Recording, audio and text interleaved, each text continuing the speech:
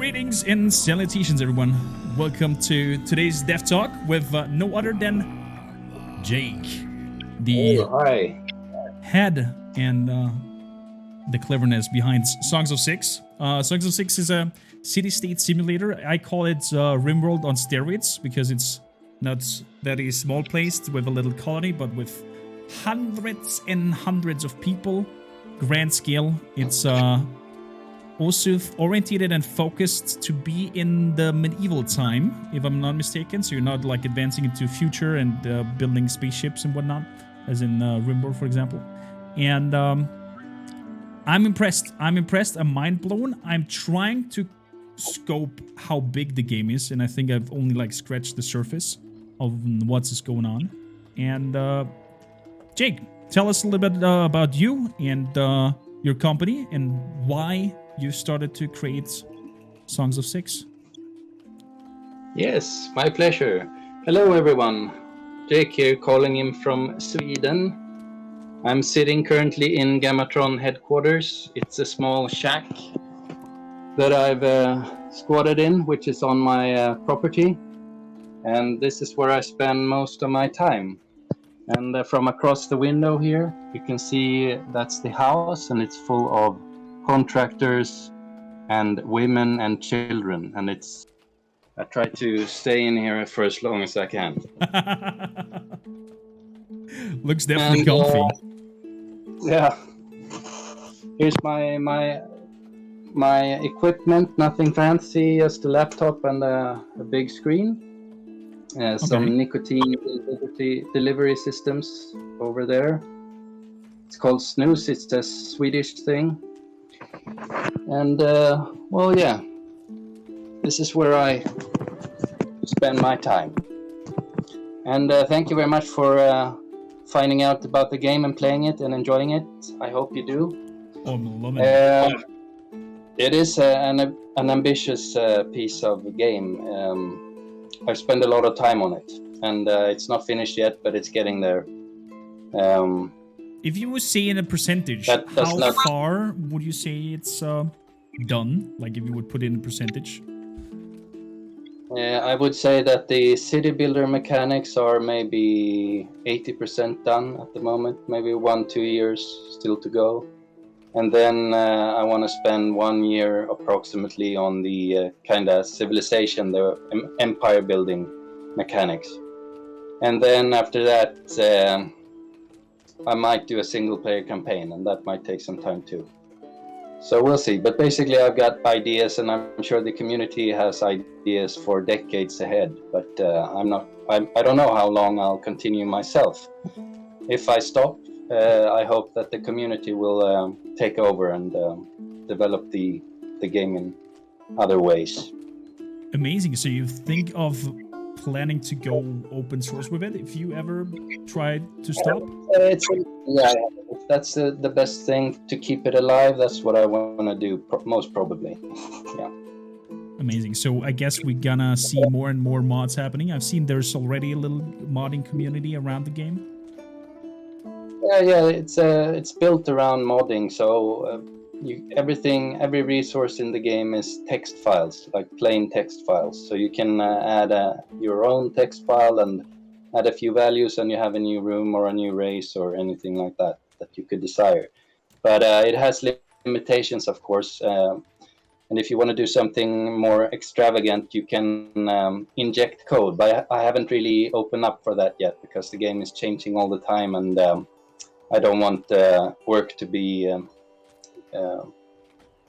I don't want to ruin every mod with every update, so to speak. So it has to be finished first to a certain degree. I hear it. So what was the spark? Like, why Songs of Syx? Why a huge colony city builder? And why not, I don't know, something else? Well, it's quite simple. I'm not a big gamer. I've never been, but I have been playing games. Like when I was playing a lot of games, you bought games on CD, and I usually found my games in a box somewhere in a supermarket. And I picked up a few games that I played continuously, and I'm still playing them today. And those are Pharaoh. It's basically Caesar, Yeah. Caesar kind of game, and then the original Dungeon Keeper, which Ooh. is a DOS game, and finally I came across Total War, the Total War series. My first was Rome Total War. So I played those games a lot. I haven't played a lot of games, but I played those games a lot, and they all scratch an itch, but not they scratch different itches. So Okay. I wanted something that scratched the whole itch. And then I thought, how hard can it be to make a game? It was about the time when RimWorld released its Kickstarter, and I thought to myself, I can probably do this too. It doesn't seem so hard. It was harder than I thought, but yeah, here we are. So did you had any knowledge prior to starting Songs of Syx? And I've been doing this now for, I think, 6 or 8 years. Say again? Yeah. I'm a computer engineer, or almost. I didn't finish because I started working. And that was my kind of plan B. My plan A was to do movies. But I met a woman, and I had to do some damage control, so I studied to become a computer engineer because it's a good profession. Okay, so you did not start completely blind into this whole thing. I worked for a year or two. I think I started making the game about 1 year into my studies. No. I have some education, but not that I'm a big fan of education, but I benefited quite a bit from that. Yeah. And since how long are you working on Songs of Syx? I think 7 or 8 years now. Lost count. I gotcha. But it's a love project. Primarily it was a hobby, and then I moved on to. I took a day off work every week, and then I quit when I did the Kickstarter 2 years ago, I think. And since then, I've done this full time and overtime. Would you have ever imagined that it would get to that scale? Like, had you the vision in your head that you want to get to this kind of multi-itch scratching thing? Yeah, I think it's rather been I've been compromising on goals rather than whoa, this turned out so big. I've compromised on a few things, but nothing big. But this was the vision. But well, I had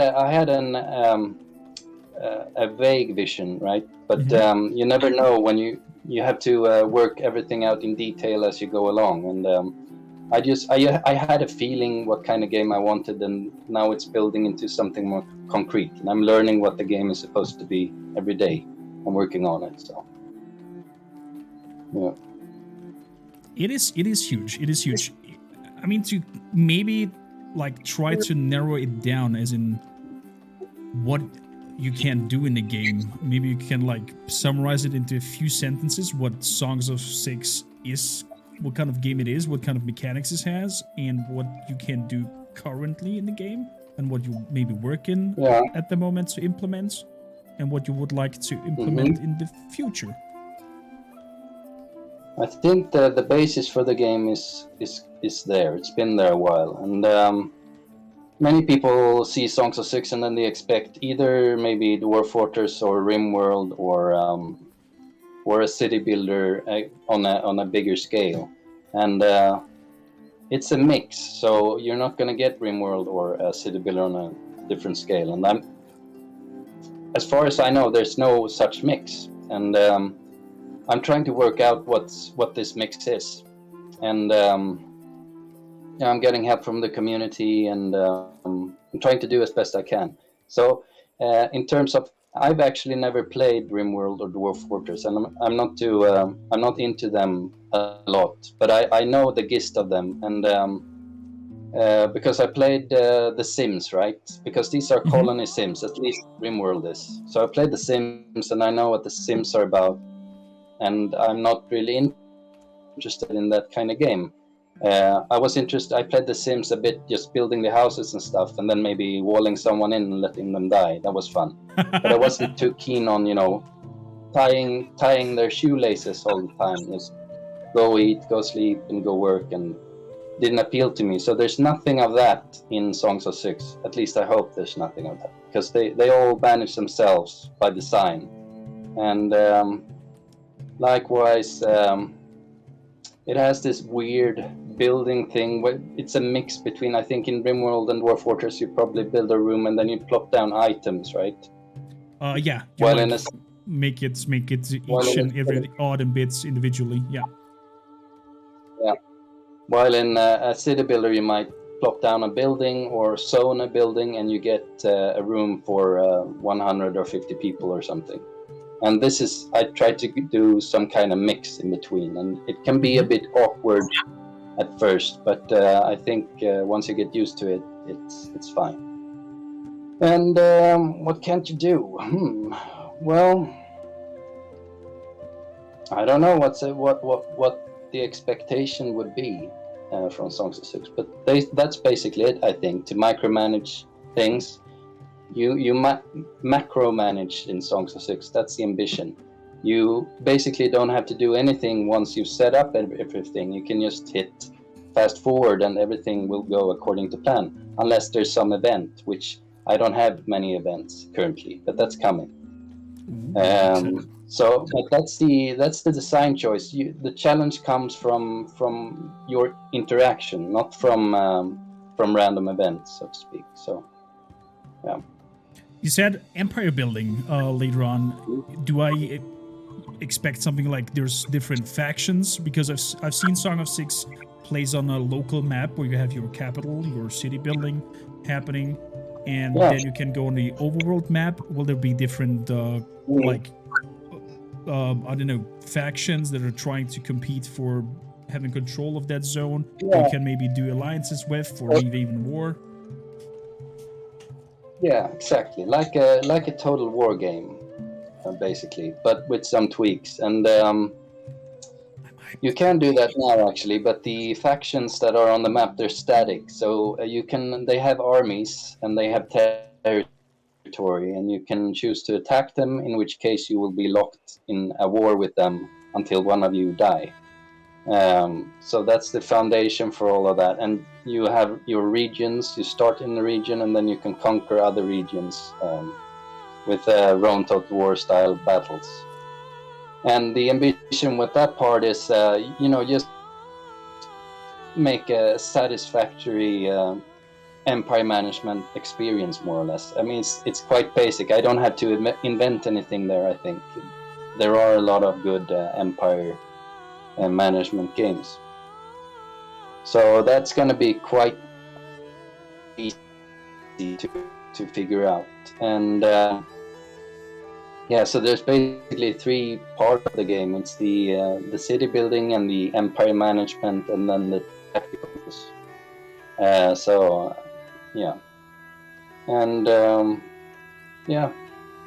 that sounds amazing. That sounds amazing. Salty asks, bridges when? Are they not bridges in the game, or why is the community asking for bridges? Bridges, are they? No, there are no bridges, but you can bridge. You can kind of fill in water, and then you can build a road on top of that. But that's a temporary solution. But it makes sense, because if you can do that, you don't really need bridges. But I'm thinking about maybe later there will be boats and sea trade and maybe naval ships, and then the boats will need to have water to navigate on the city map, and then it might bridges might be needed so that you can both walk on the water and have ships passing beneath. That's amazing. Wow. Yeah. I'm trying to scope, like, it's like immense, huge package of abilities of things that you can do with the game, and I'm just actually mind blown, as in how narrow it starts and how like branched out and complex it gets, and I'm really enjoying this. Chad, if you have any questions towards Jake, feel free to ask them right away. We're gonna ask him and put all his question bullets into him. Dingo asks, what will we see diplomacy in between factions to factions and factions to player? Like, can you like see who is friend Yes. with whom, who's at war with whom, Yeah, and get advantage or disadvantage you from will. that. Wow. So the idea is to actually have these factions and have a ruler for each faction, and you can interact with those, and you can get trade, and you can get military support, and all the kinds of things you'd expect from a total war game. But as a plus, when you're playing the game, your faction will get recorded with your permission, of course. This is the plan, at least. With your permission, and then uploaded. So the next time you play, you might see an AI faction that is based on your friend, his decisions, and his play style. And so you'll be able to play against your friend. Oh, Uh, okay. to kind of populate the personalities of the enemy of the AI on the world map. That's the idea. And also cities. The plan is to upload the cities. So if you besiege a city, you might it's going to try to pick a city from the database from all players and grab something that fits, and then you can attack that city. It will look like that city. It will also save me a lot of time, so I don't have to generate a bunch of cities.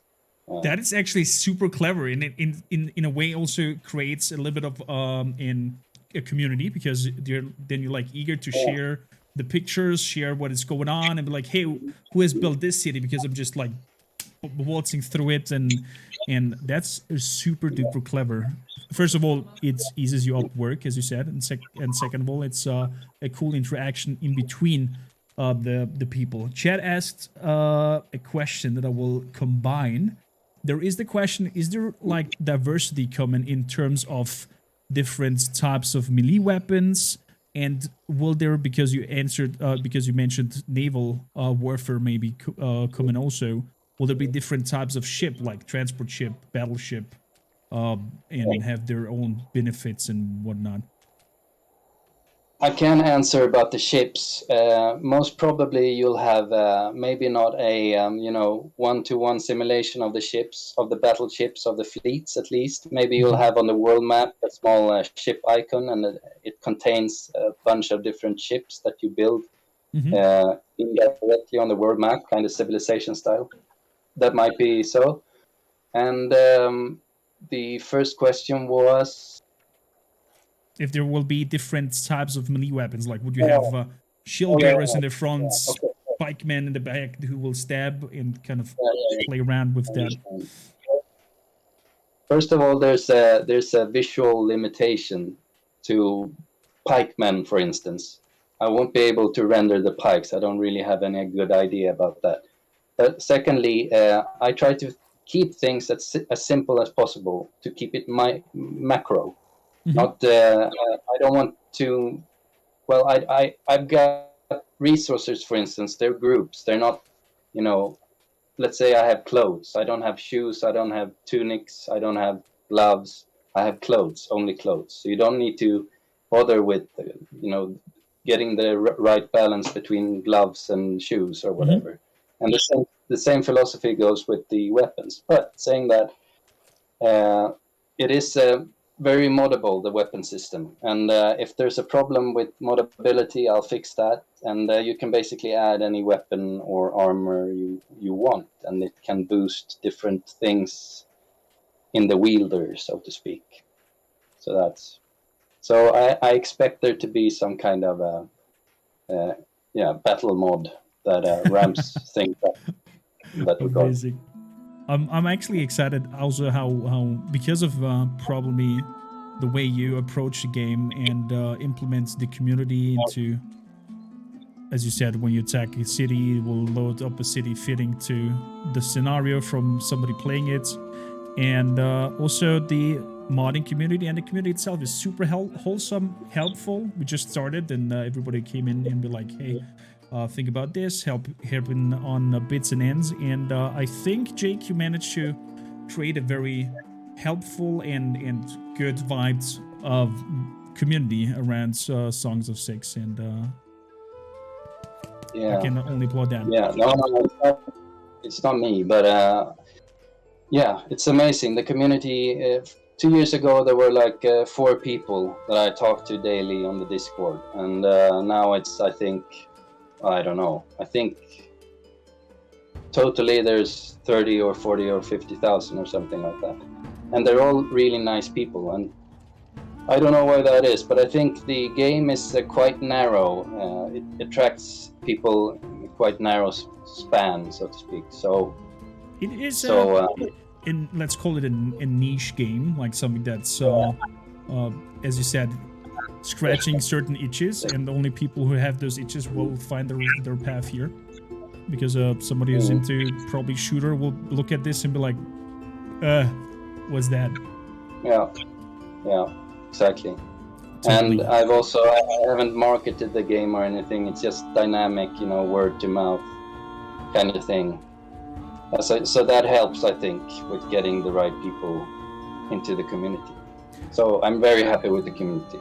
It's extremely helpful, and the best ideas have come from the community. Cool. Like Do we have any close-up updates that is the game getting? Somebody in chat mentions a health update. Is that like in the near future happening? Yeah. So next update, we're gonna have private housing and health. Basically, that's the deal. So the private housing is gonna be like how you make the apartment room currently. Have you gotten there? So you get slap down apartments, right? And this is the same thing, but you don't need a room. And the apartments are differently sized. And instead of using the apartment when they need to sleep, they're gonna claim an apartment for themselves. So they're gonna stay there indefinitely until they're evicted or anything or something like that. And what's cool is that they visually upgrade their house according to their race and according to what materials you allow them to use as furniture.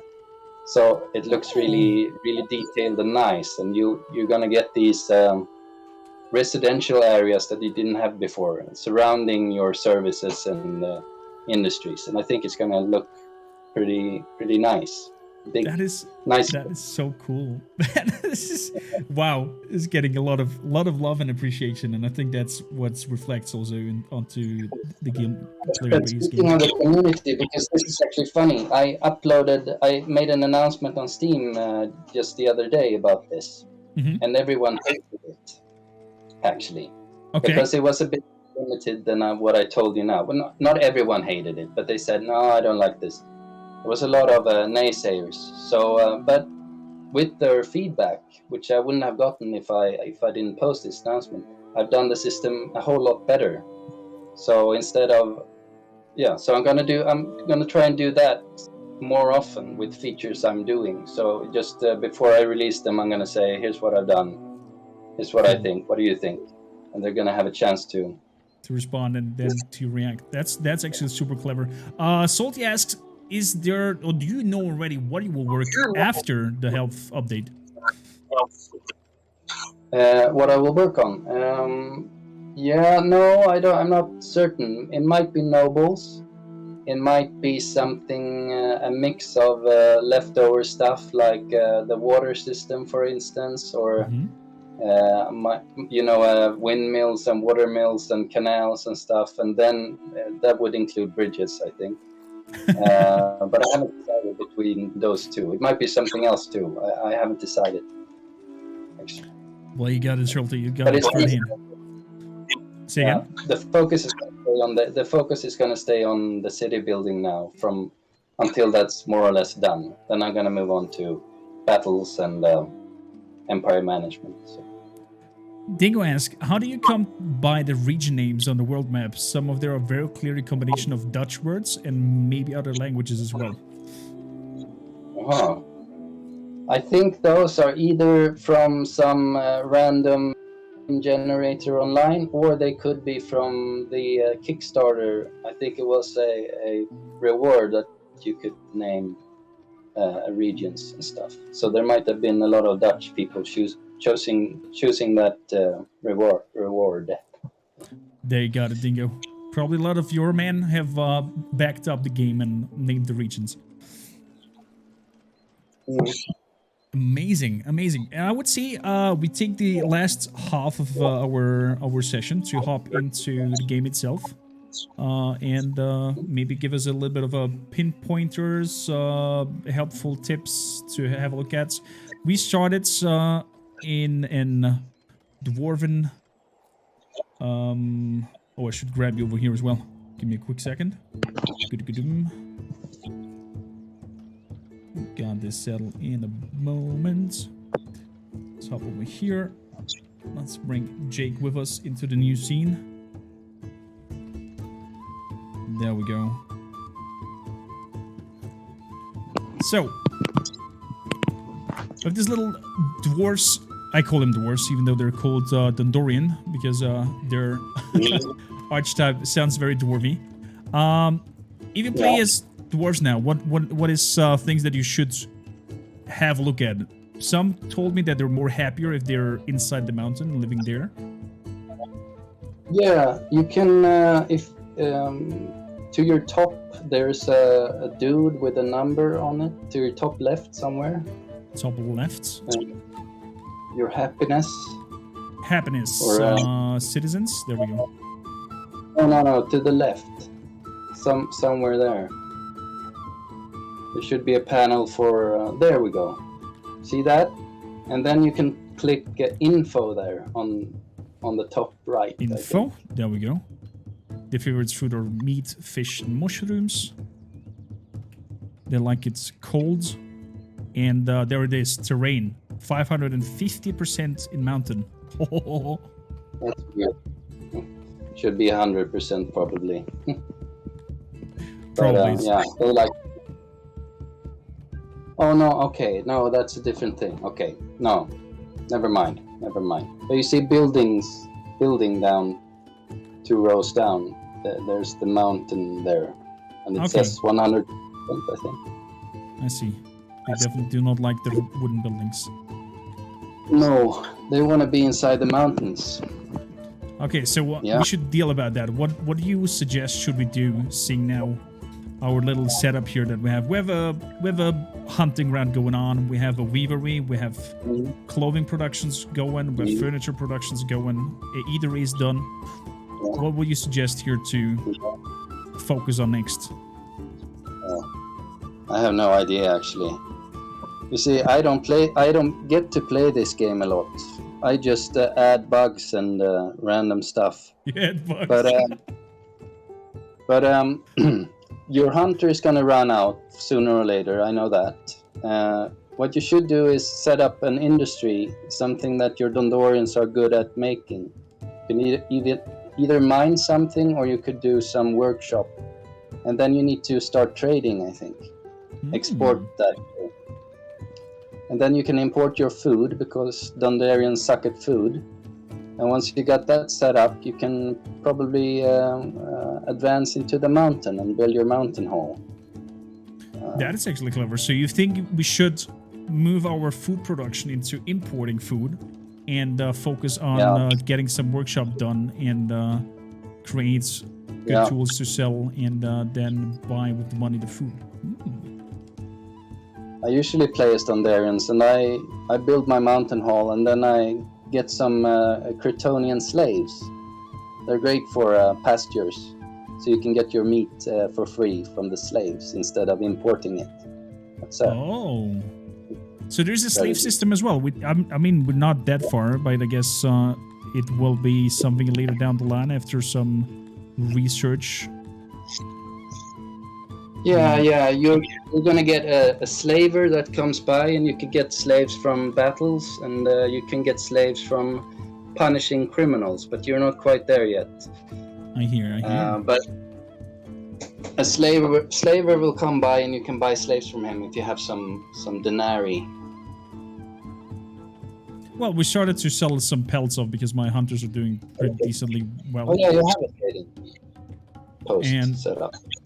Salt is apparently super interesting because you mentioned some noble things. Do you think they will have needs, as in live in a castle or a manor, and have that mixed with the apartment system in a way that they have like their special enclosure where they live to be happy as a noble and not go in a tantrum? Yeah, so there their main place of work is going to be the throne room, and you have the throne now, but it's going to be expanded upon. As you level up, you'll be able to unlock new stuff to put in the throne room, and your nobles will hang around there or and interact, and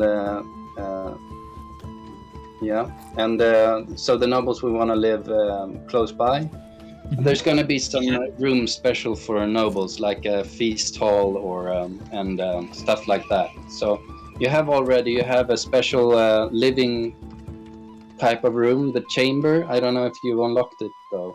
No, But we it's just have next- the dorms so far. Yeah. So that's Just- basically where nobles should sleep. But right now they don't really care about anything. They just walk around and boost things. We just finished But, our first librarian, and I'm kind of impressed the system that you have behind it of using, in a way, scrolls and books they store as knowledge points, and if your library gets burned down or you lose your resource there, you actually also lose knowledge and technology that you were able to use prior. Very, very clever. Yeah, thank you. That is a system that gets a lot of can get a lot of negative feedback and positive feedback. It's a love or hate thing, but I like it, so it's gonna stay. It's different to the other ones, and I think once you get used to it, it's good. Probably at the first you will be like surprised and weird for the casual player, let's say it. But overall, it's superb. So, do you think if you have created everything that you have done here in, let's go back in our screen here. If you have created everything that you have wanted in the game, every mechanic in there, every expansion to it that you wanted to add it, do you think it will take that knowledge and the mechanics and make a Songs of Syx 2? Maybe I will make another game, we'll see. But my plan is to retire as a farmer and play Songs of Syx and grow crops and feed pigs. We'll see. If I make another game, it's quite possible. I'm getting on in years, so I wouldn't like to sit. This has been a long journey just sitting in front of the computer coding, and that time is just gone, and it's too valuable now when I'm older to spend the same amount of time doing that. So, but I wouldn't mind becoming some kind of Yoda in a studio or something and just go do this, not that. Here. I see there a picture right now behind us with a huge battle going on. How big can battles in the game become? Like I don't know. I see like here hundreds of minions clashing against each other. I think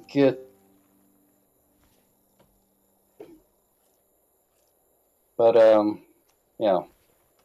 See again, you were cutting out there for a second. 20,000 versus 20,000, I think, is doable on a fairly good PC. Wow. Yeah, and everyone has their own, everyone is doing their own thing, so it's kind of cool. Yeah. Amazing. I mean, there's an amazing trailer that you've put on Steam that shows a little bit of the first impact of the people and how they're starting to each fight for themselves. It was really well done. Well, I'm excited where this journey will go on. I'm excited to see what else you will bring us to Songs of Syx, what the community will do, as you are gonna later on in a more finished state open it up for more modding and whatnot. And wow, I'm just mind blown. Thank you, Jake, for hanging out with us. I don't know. You're inflating my ego. Yeah, but I mean, I think this game is impressive in the amount of time I put into it. I don't know if it's a good game or not, but yeah. But I mean, I'm not better than anyone else in doing this. I've just put in the time. It's what I think. So yeah. But thank you. I'm in a way like good and bad is objective.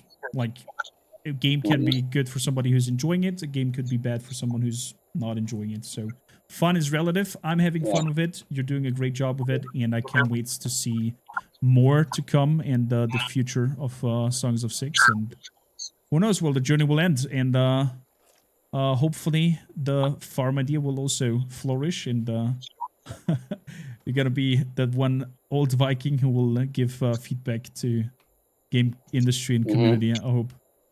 I can picture that amazingly. Well, Jake, I would say I will not keep you off longer of your precious time. I thank you kindly for taking this short moment of your day to hang out with us. We're gonna dive back into playing a little bit of more. If you have time and whatnot, and the chat is asking questions in chat, and you're here around, maybe you'll answer them. Otherwise, we're just gonna pretend that we know what we do and try to make something good out of this dwarven colony. Yeah, okay. Good luck. Thank you, Jake.